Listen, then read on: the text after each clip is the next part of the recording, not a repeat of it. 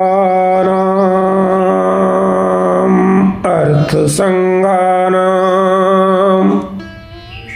रसानां छन्दसामपि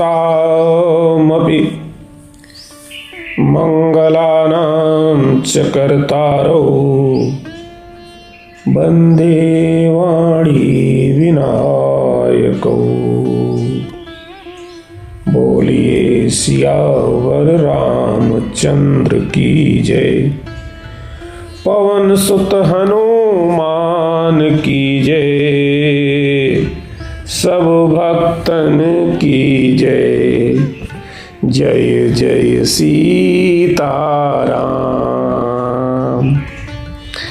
परम आत्मीय भगवत प्रेमी सज्जनों, राम कथा के इस पावन चैनल मानस चर्चा में आप सभी का स्वागत है। आइए हम अशोक वाटिका में माता सीता और श्री हनुमान जी के उस भावपूर्ण संवाद में गोते लगाएं जहां माता ने प्रभु की निष्ठुरता पर एक मीठा उलाहना दिया है, लेकिन भक्तजनों, एक शरणागत भक्त का उलाहना कितनी देर तक टिकता है।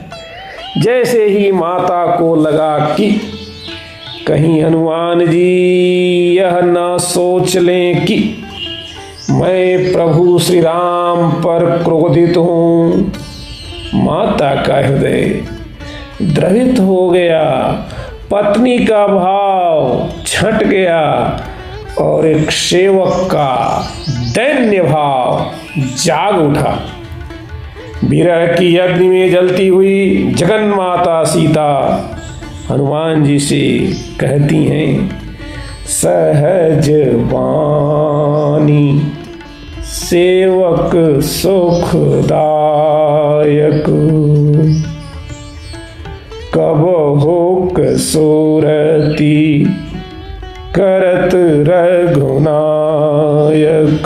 सहज वाणी सेवक सुखदायक, कबहुक सुरति करत रघुनायक।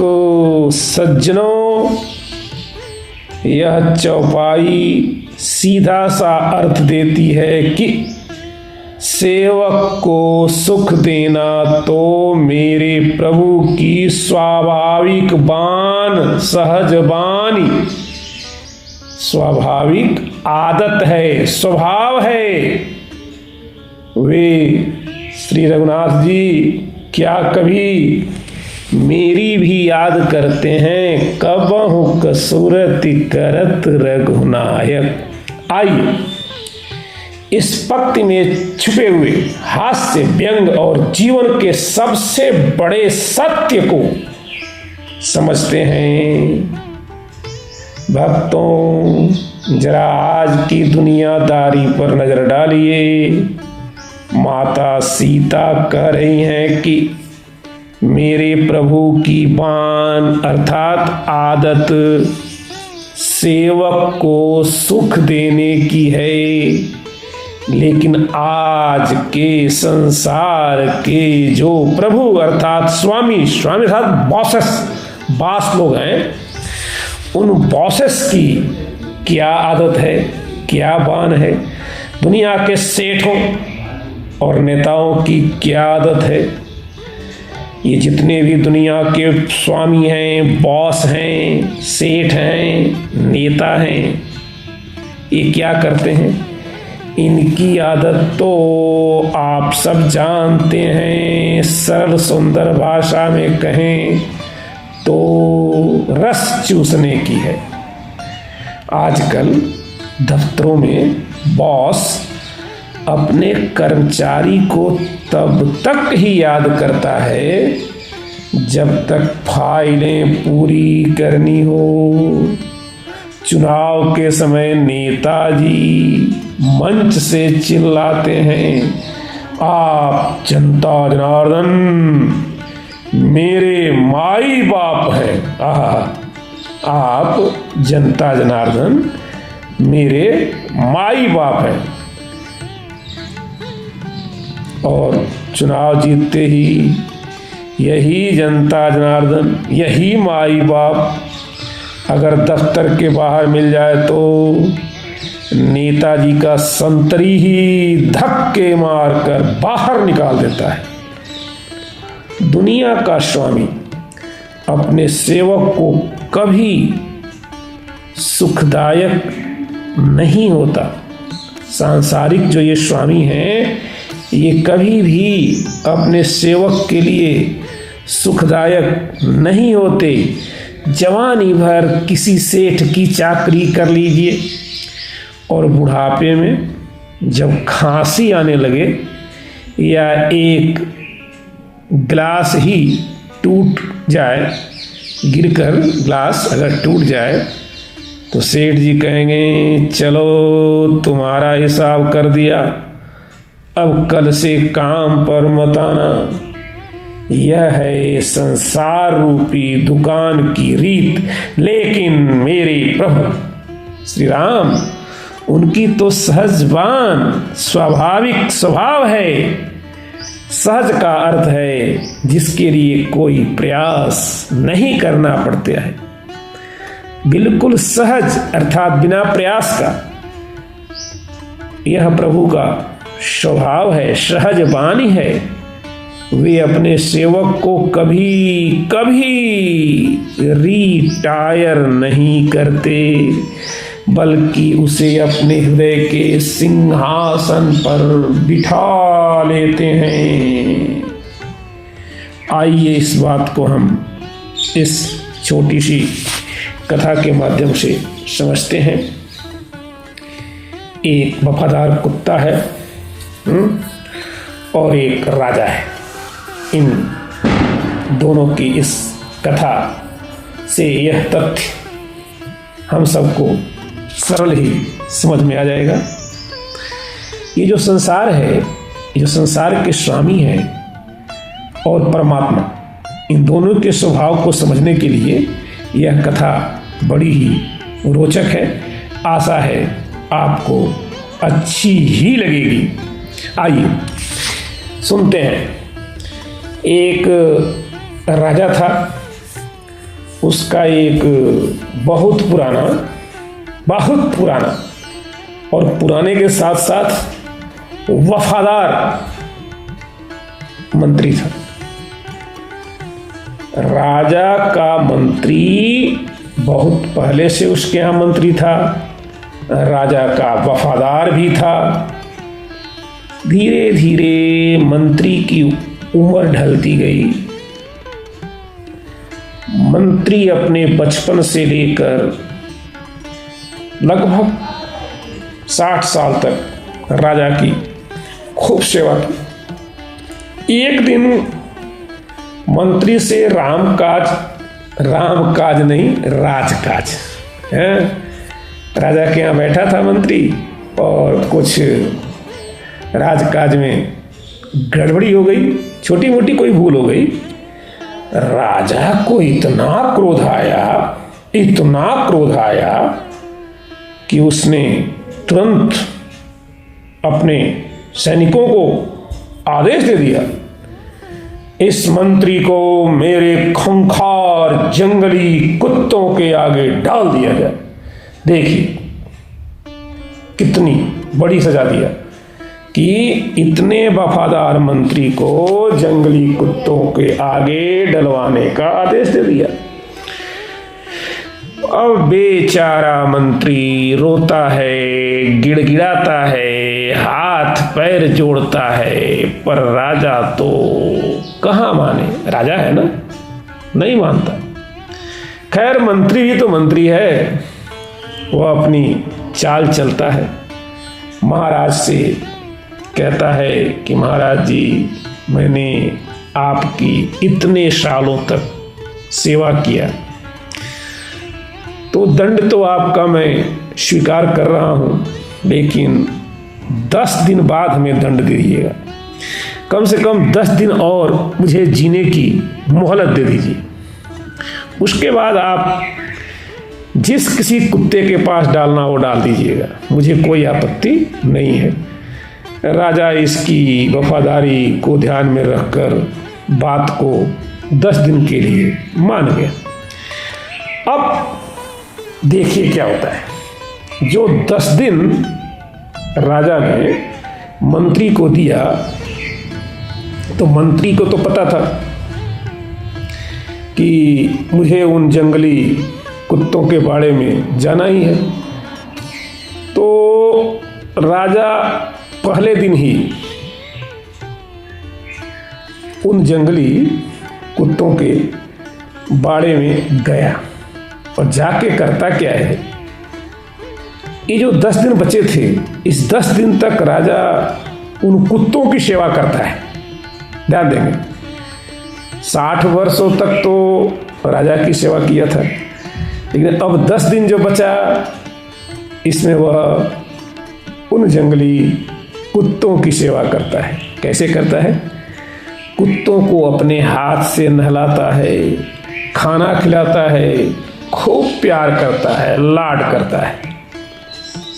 11वें दिन दरबार लगा, मंत्री आया, सैनिकों को बुलाया गया और इन खूंखार कुत्तों के बाड़े में मंत्री को डालने का आदेश दिया गया। जैसे ही मंत्री को यह डालने का आदेश हुआ, वहां राजा के दरबार में तो भीड़ लग गई थी, तमाशा देखने वालों की, दरबारियों की, कि वाह, अब तो कुत्ते इस मंत्री को फाड़ कर, चीर फाड़ कर, टुकड़े टुकड़े कर कर खा ही जाएंगे। लेकिन जैसे ही मंत्री को कुत्तों के बाड़े में डाला गया, यह क्या अद्भुत! कुत्ते मंत्री को काटने के बजाय चाटने लगे। कुत्ते मंत्री को काटने के बजाय मंत्री को चाटने लगे, मंत्री के पास आकर दुम हिलाने लगे। राजा यह देखकर हैरान रह गया। अब मंत्री जी ने राजा की आंखों में आंखें डालकर निर्भीक होकर, मंत्री जी तो अब डर खत्म था, क्या करोगे, यही तो करते। मंत्री जी बोले राजा से, महाराज, मैंने इन बेजुबान जानवरों की केवल और केवल 10 दिन ही सेवा किया, तो ये मेरी सेवा को याद रखे हुए हैं और मैंने आपकी 60 वर्षों तक सेवा दी, लेकिन आप मेरी एक गलती पर 60 साल की वफादारी भूल गए।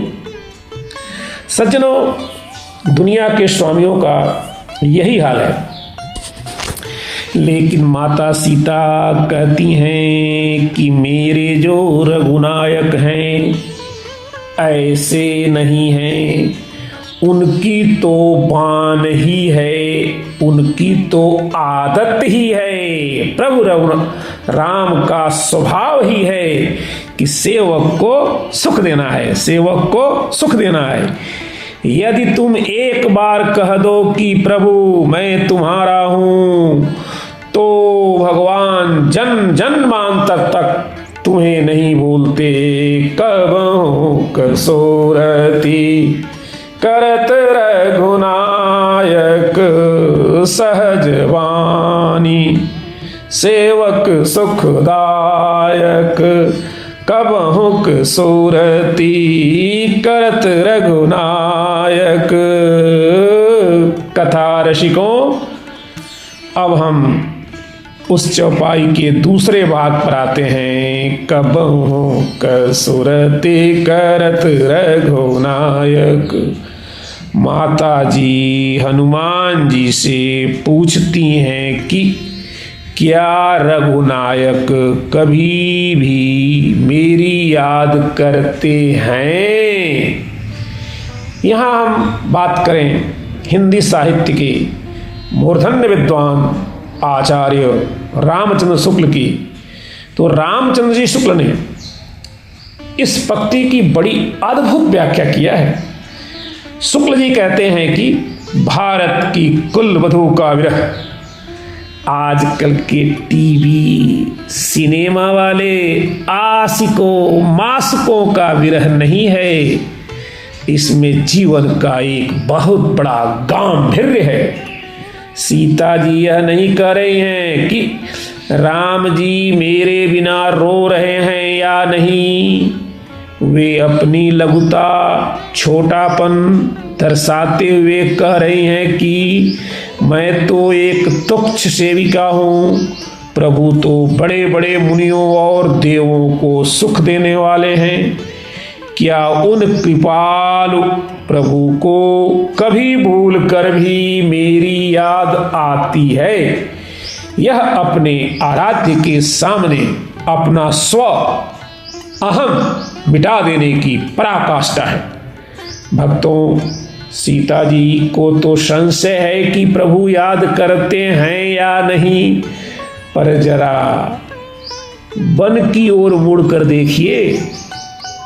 जो परब्रह्म है सहज बानी सेवक सुखदायक हैं, वे अपनी उस सेविका सीता के लिए पंचवटी के कण कण से रो रो कर पूछ रहे हैं, हे खगमृग हे मधुकर श्रेणी, हे खगमृग हे मधुकर श्रेणी, तुम देखी सीता मृग नैनी। यही राम कथा का सबसे सुंदर रहस्य है। आप भगवान को भूल सकते हैं, पर भगवान आपको कभी नहीं भूलते। यदि आप भगवान की तरफ एक कदम चलकर आगे बढ़ते हैं, तो वे भगवान जो सहज बानी सेवक सुखदायक हैं, वह सुखदायक बनकर 100 कदम आपकी ओर दौड़ पड़ते हैं।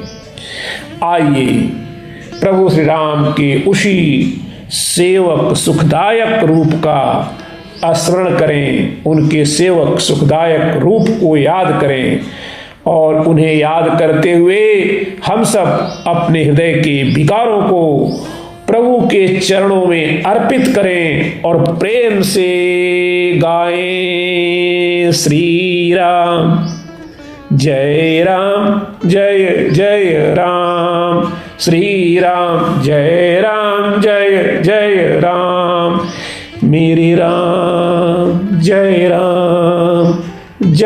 जय राम। बोलिए सियापति रामचंद्र की जय, पवन सुत हनुमान की